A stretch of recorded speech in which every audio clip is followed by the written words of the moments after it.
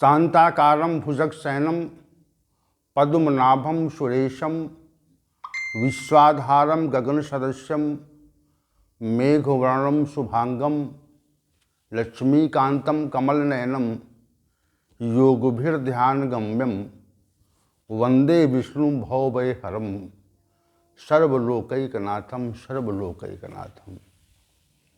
वसुदेव सुतं देवं कंसचाणूरमर्दनं देवकी परमानंदम श्री कृष्णं वंदे जगद्गुरुं कृष्णं वंदे जगद्गुरुं। कृष्णाय वासुदेवाय हरे परमात्मने प्रणत क्लेश नाशाय गोविंदाय नमो नमः गोविंदाय नमो नमः। हम सभी आज पुनः भगवद गीता के इस विशेष ज्ञान सत्र में उपस्थित होकर के भगवान श्री गोविंद के समक्ष बैठे हुए हैं और वो हमारे समक्ष बैठे हुए हैं। एक दूसरे के समक्ष हमारी उपस्थिति है और जब कोई विशिष्ट व्यक्ति संसार में हमारे समक्ष होता है तो हमारे मन में स्वतः रोमांच आ जाता है कि देखिए इतना विशिष्ट व्यक्ति, इतना सत्ता और पद वाला व्यक्ति हमारे समक्ष बैठा हुआ है, तो मनुष्य स्वतः प्रभावित हो जाता है। उस पर विशेष व्यक्ति की सत्ता का प्रभाव देखा जाता है, हम प्रभावित होते हैं और सभा में बैठा हुआ प्रत्येक व्यक्ति उस विशिष्ट सत्ता से प्रभावित रहता है। हजारों की भीड़ होती है और हजारों की भीड़ में कोई एक व्यक्ति के आने पर वह भीड़ कितनी जागृत हो जाती है, कितनी क्रियाशील हो जाती है और कितनी चेष्टा करने लगती है, जय जयकार करने लगती है। इसे क्या कहा जाएगा? इसे ये कहा जाएगा एक व्यक्ति विशेष का पूरी सभा पर हजारों व्यक्तियों पर प्रभाव हो गया और उसके साथ जो लोग बैठते हैं मंच पर, तो उन व्यक्तियों पर भी उस व्यक्ति का प्रभाव देखा जाता है। ये विशेष बात है। और जिस सभा में, जिस सत्र में भगवान श्री गोविंद हमारे साथ बैठे हों, उनकी सानिध्यता हो, वो हमारे समक्ष हों, तो हम कितना प्रभावित होंगे इसका सहज अनुमान लगा सकते हैं, क्योंकि वह समग्र विश्व के स्वामी हैं, समग्र ब्रह्मांड के एकमात्र स्वामी हैं। तो वो स्वामी हैं, इस दृष्टि से वे हमारे समक्ष बैठे हुए हैं और विशेष सत्ता हमारे समक्ष उपस्थित है। उसी विशेष सत्ता को हम प्रणाम करके आज के सत्र का शुभारंभ कर रहे हैं। कल के सत्र तक हम लोगों ने श्लोक संख्या 21 पर विचार किया था, जिसमें श्री भगवान ने राजसी तप के संबंध में वर्णन किया था और कहा था प्रति उपकार की भावना से और फल को दृष्टि में रखकर जो कष्टपूर्वक दान दिया जाता है उस दान को राजसी दान कहते हैं। अब श्लोक संख्या 22 में जो आज का विषय है, इसमें तामसी दान के संबंध में श्री भगवान ने स्पष्ट रूप से कहा, आदेश काले यत दानम अपात्रेभ्या च दीयते असत्कृतम अवज्ञातम तत्तामसम उदाहितम। हे अर्जुन, जो दान बिना सम्मान के तिरस्कार पूर्वक अयोग्य देश काल में अपात्र व्यक्ति को दिया जाता है, वह दान निश्चित रूप से तामसी दान कहा जाता है। तो इस श्लोक में कुछ बातें हैं। इसके पूर्वार्ध भाग में आदेश काले कहा है। देश उचित देश भी नहीं है और उचित समय भी नहीं है। और दूसरी बात इसके पूर्वार्ध भाग में कही अपात्रेभ्या, कि दान को प्राप्त करने का वो व्यक्ति पात्र भी नहीं है। और इसके उत्तरार्ध भाग में कहा असत्कृतम, जिसमें मनुष्य को सम्मान नहीं मिलता जिस दान में। और अंत में कहा अवज्ञातम, जो तिरस्कृत भाव से दिया जाता है, उस दान को हम तामसी दान कहते हैं। तो तामसी दान के संबंध में श्री भगवान ने जो विलक्षण प्रस्तुति की, उसमें 4 तथ्य प्रमुख हैं। एक तो आदेश काले तथ्य प्रमुख है, दूसरा अपात्रेभ्या तथ्य प्रमुख है, तीसरा असत्कृतम प्रमुख है, और चौथा अवज्ञातम प्रमुख है। 4 तथ्य यहाँ पर हैं। चूंकि तामसी दान जो है वह तमोगुणी स्वभाव के व्यक्तियों के द्वारा ही दिया जाता है। जब मनुष्य में तमोगुण की प्रबलता हो जाती है, और पहली बात तो तमोगुण की प्रबलता से मनुष्य दान देने के सिद्धांत को और दूसरों की सहायता करने वाले तथ्य से को नहीं मानता। जैसे हमने किन्हीं व्यक्तियों को ये कहते हुए सुना कि जो गरीब व्यक्ति हैं या असहाय व्यक्ति हैं, तो उन व्यक्तियों को परमात्मा ने गरीब किया है। परमात्मा के द्वारा उन परमात्मा की व्यवस्था में वो गरीब हैं, और हम परमात्मा की व्यवस्था में संपन्न हैं। तो परमात्मा की व्यवस्था में जिन लोगों को असहाय और गरीब किया गया है, तो यदि उनकी हम सहायता करते हैं तो ये परमात्मा की व्यवस्था को विखंडित करते हैं, उसके प्रतिकूल कार्य करते हैं। ये तथ्य हमने कई व्यक्तियों से कहते हुए सुना। अब इसमें वास्तविकता क्या है, पहले इस विषय पर हम विचार करें। जब मनुष्य में तमोगुण की प्रधानता होती है, तो वो शास्त्र के प्रतिकूल और सिद्धांत के प्रतिकूल विचार करने लगता है, स्वतः करेगा वो। शास्त्र के तमोगुणी मनुष्य शास्त्रों के विषय के प्रतिकूल और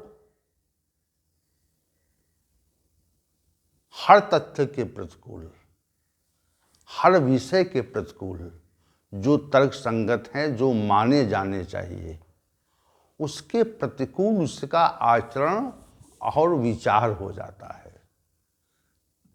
ऐसे ये विचार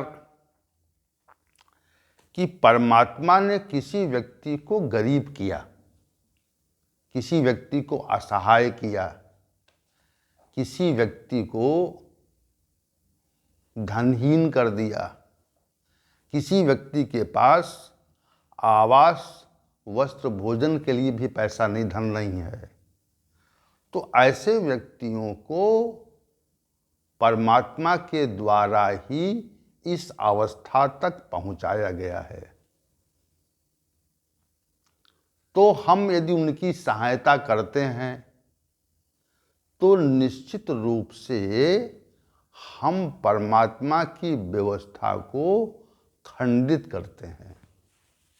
ये भाव, ये है, इस भाव का प्रकटीकरण अनेक तमोगुणी मनुष्यों ने मेरे समक्ष किया और लोगों के समक्ष भी किया करते हैं। अब उनके इस भाव में कितनी सत्यता है, उनका जो कथन है वह क्या शास्त्र सम्मत है और यह शास्त्र के प्रतिकूल है, इस विषय पर हमको विचार करना चाहिए। परमात्मा की जो व्यवस्था है वह तो प्रत्येक प्राणी पर निश्चित रूप से लागू होती है। प्रत्येक प्राणी उस व्यवस्था के अंतर्गत ही जीवित रहता है। हम सभी लोग अपने कर्मों के अनुसार इस पृथ्वी लोक पर विचरण करते हैं और स्थिति तथा सुख दुख को प्राप्त करते हैं। ये तो निश्चित है। हमें कोई दुख मिला हुआ है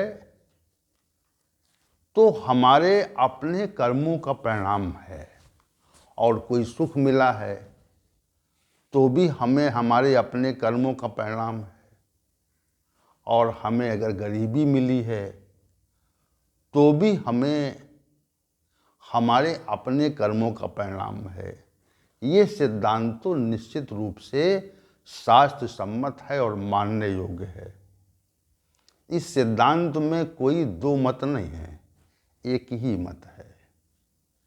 लेकिन यदि किसी गरीब व्यक्ति की सहायता की जाए, उसको भोजन, वस्त्र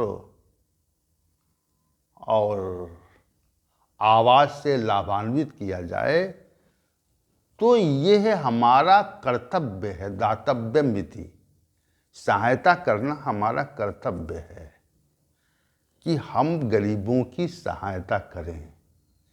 इसमें परमात्मा की व्यवस्था का कोई विखंडन नहीं होता।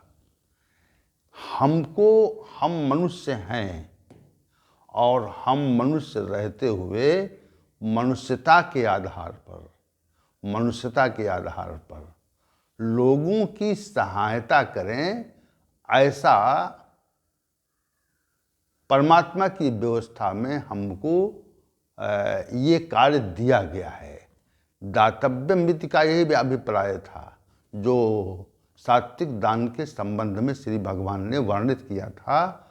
तो हमारा कर्तव्य है लोगों की सहायता करना। तो ये जो भाव है कि गरीब लोगों की सहायता करेंगे कि तो परमात्मा की व्यवस्था खंडित होगी, ये भाव त्रुटिपूर्ण है, उचित नहीं है। इस भाव को हमें परित्याग करना चाहिए, और ये भाव तमोगुणी मनुष्यों के अंदर आ जाता है।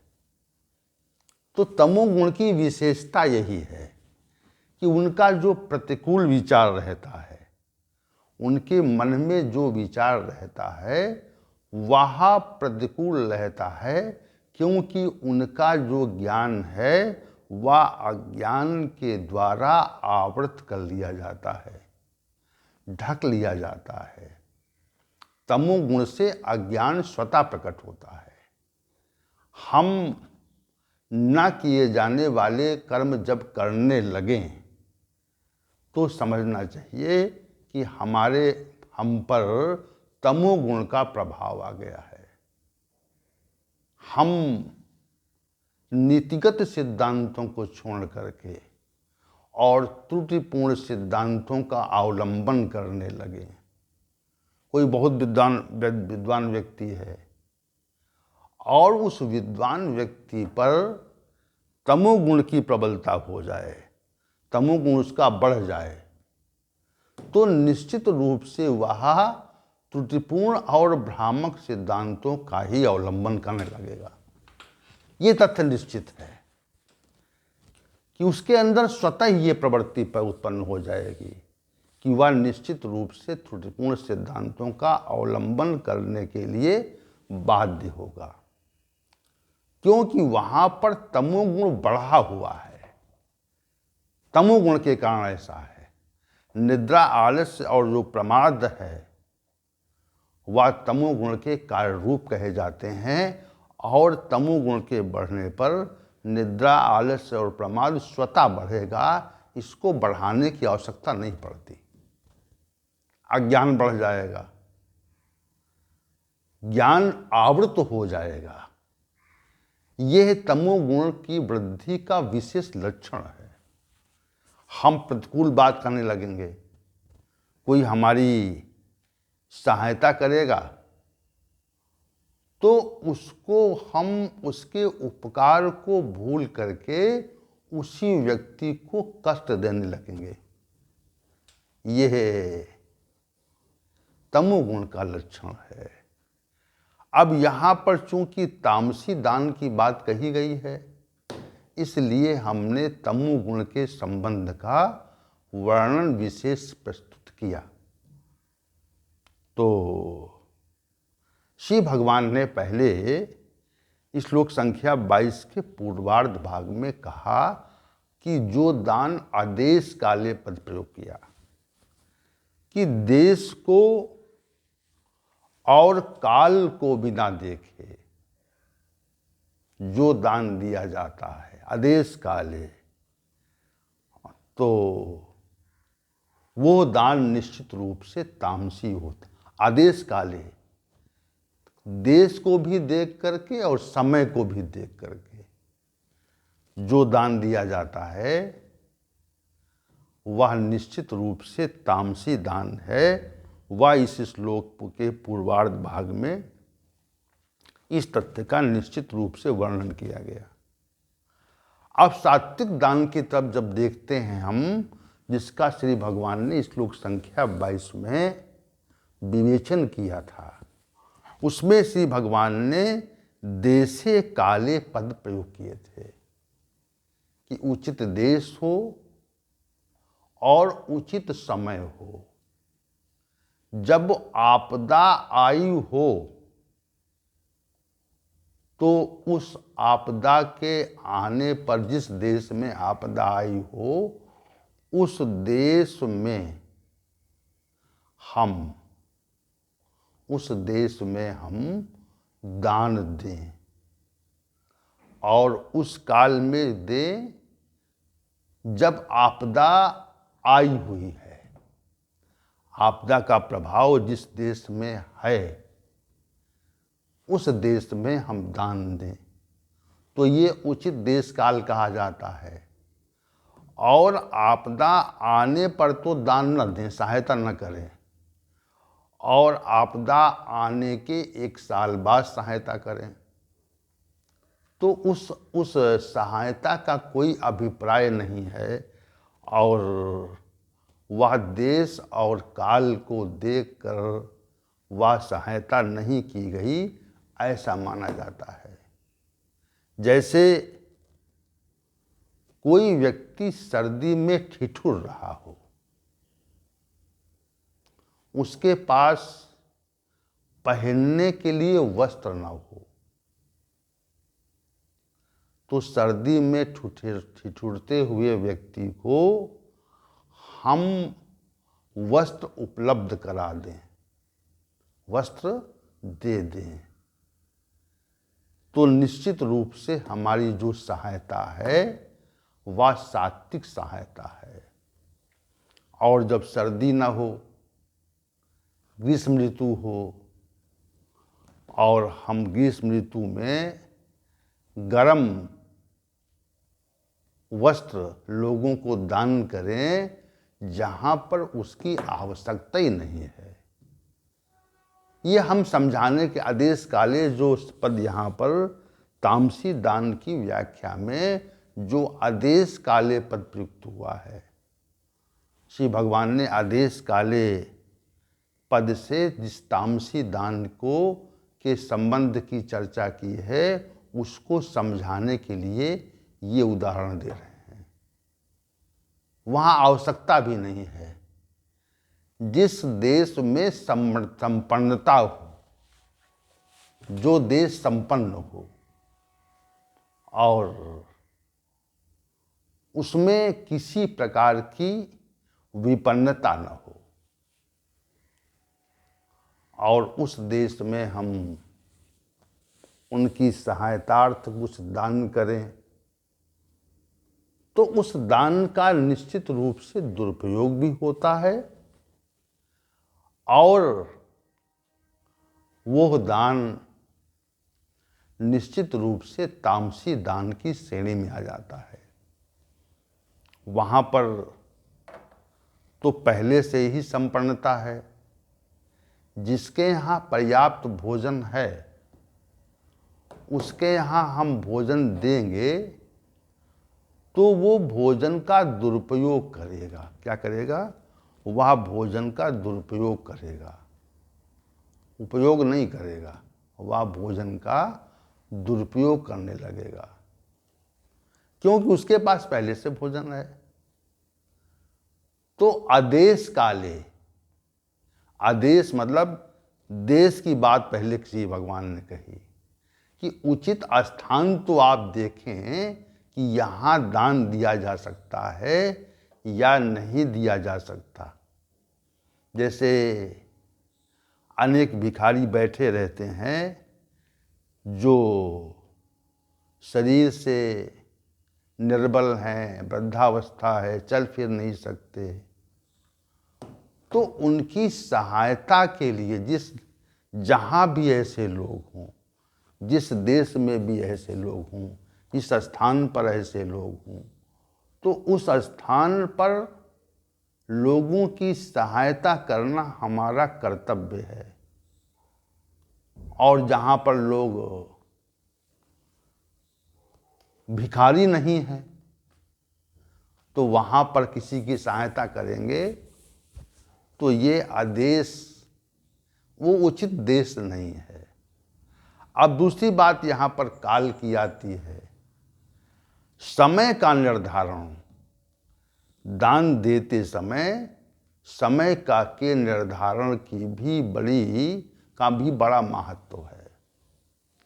उचित समय पर जब उसको वस्तु की आवश्यकता हो, जैसे कोई बीमार व्यक्ति है तो बीमार व्यक्ति को अगर रक्त की आवश्यकता है, खून की आवश्यकता है, तो उस रक्त की आवश्यकता के समय में हम उस व्यक्ति को रक्त की उपलब्धि करवा दें।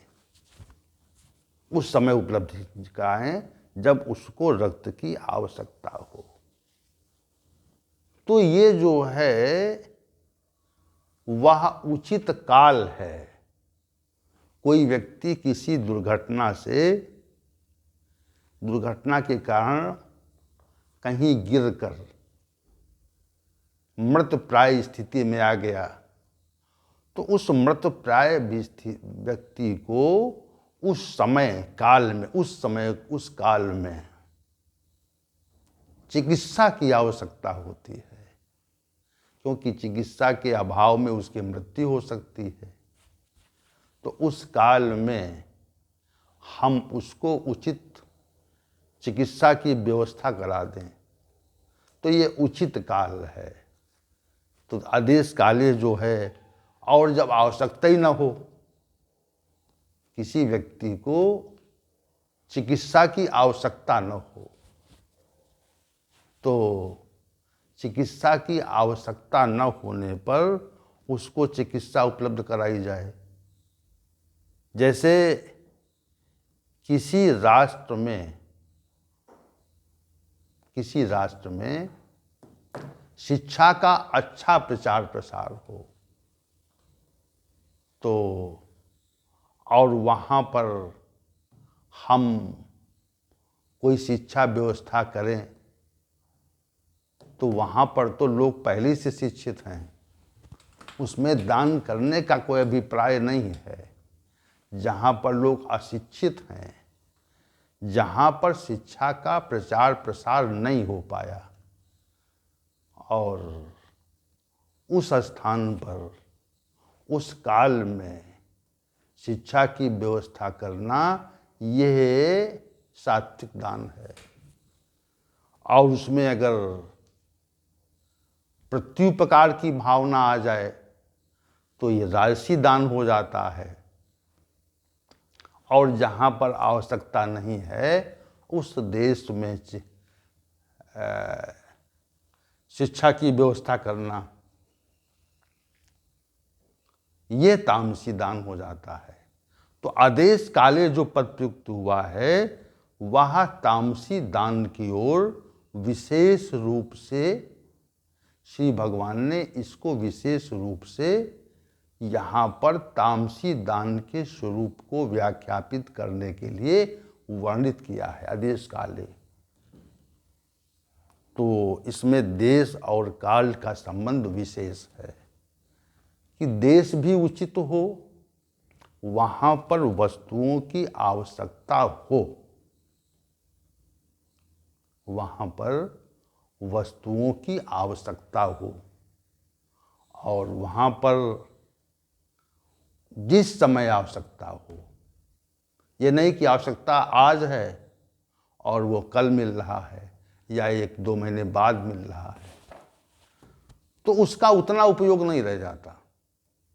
जब आवश्यकता है तो मिले, जहाँ पर आवश्यकता है वहाँ पर सहायता दी जाए, और जिस समय आवश्यकता है उस समय सहायता दी जाए। तो ये जो दान है वह सात्विक दान हो जाता है। और जहाँ आवश्यकता है, जिस समय आवश्यकता है, उसकी सहायता करने में फल का भाव आ जाए, परिणाम का भाव आ जाए कि हमें क्या मिलेगा, प्रत्युपकार की भावना आ जाए कि हमारा भी नाम होगा, ख्याति होगी, तो वो दान राजसी हो जाता है। और जहाँ पर आवश्यकता ही न हो और हम दान करने की उद्यत हो जाएं, हम अपनी ख्याति के लिए कि हम बहुत दानशील व्यक्ति हैं, अपनी ख्याति के लिए जब हम उद्यत होते हैं, क्रियाशील होते हैं, तो निश्चित रूप से वो दान, वो सहायता तामसी स्वरूप ले लेती है, तामसी स्वरूप ले लेती है। ऐसा श्री भगवान का इस आदेश काले पद से अभिप्राय है। तो इसके जो पूर्वार्ध अंश में, श्लोक संख्या 22 के पूर्वार्ध अंश में सबसे पहले श्री भगवान ने काल और देश का वर्णन पहले कर दिया कि देश और काल तो महत्वपूर्ण चीज है, महत्वपूर्ण तथ्य है। हम देश काल की अवहेलना नहीं कर सकते। देश काल को समझ करके ही दान करते हैं, और जब भी इसकी अवहेलना होती है तब वो जो सहायता है, वो जो दान है, वह निश्चित रूप से तामसी स्वरूप ले देता है। ऐसा श्री भगवान का इस श्लोक से, इस श्लोक के पूर्वार्ध भाग में वर्णित आदेश काले पद का अभिप्राय है। तो इस